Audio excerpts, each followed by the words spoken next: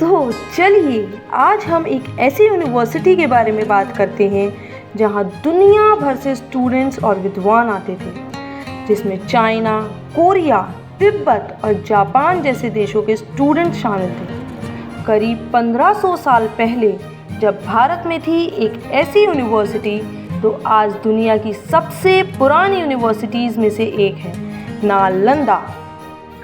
इस यूनिवर्सिटी में ज्ञान का भंडार था। यहाँ सिर्फ धार्मिक ग्रंथ ही नहीं, बल्कि थियोलॉजी, मेडिसिन, एस्ट्रोलॉजी और मेटाफिजिक्स जैसे कई सब्जेक्ट्स पढ़ाए जाते थे। इन सब्जेक्ट्स का ज्ञान देने के लिए बनाई गई थी 9 मंजिला लाइब्रेरी, जिसमें 9 मिलियन से भी ज़्यादा बुक्स और मैन्युस्क्रिप्ट्स थी। इस यूनिवर्सिटी ने दुनिया को बहुत कुछ सिखाया, लेकिन कई बार इसे मुश्किलों का सामना भी करना पड़ा।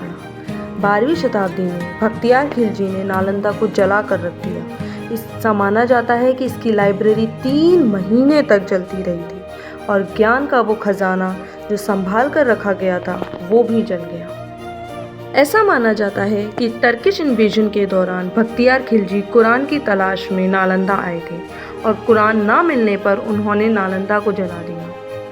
नालंदा एक महाविहार बौद्ध मठ का हिस्सा थी, जिसके खंडहार आज भी 57 एकड़ ज़मीन में फैले हुए हैं। आर्कियोलॉजी के अनुसार नालंदा को 5th सेंचुरी में गुप्ता डायनेस्टी के रूलर कुमार गुप्ता ने बनाया था। और जानते हैं इसके स्टूडेंट्स कौन थे?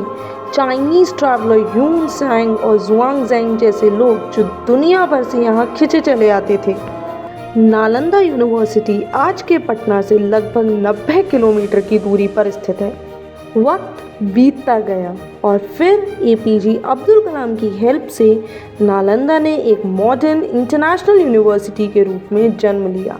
नालंदा यूनिवर्सिटी के इतिहास से ये पता चलता है कि भारत ने विश्व को ज्ञान और विज्ञान के क्षेत्र में कितना महत्वपूर्ण योगदान दिया है। हमें इस गौरवशाली विरासत पर गर्व होना चाहिए और इसे प्रिजर्व करने की कोशिश करनी चाहिए। Thank you for watching my video. Please hit the like button, comment and subscribe to my channel.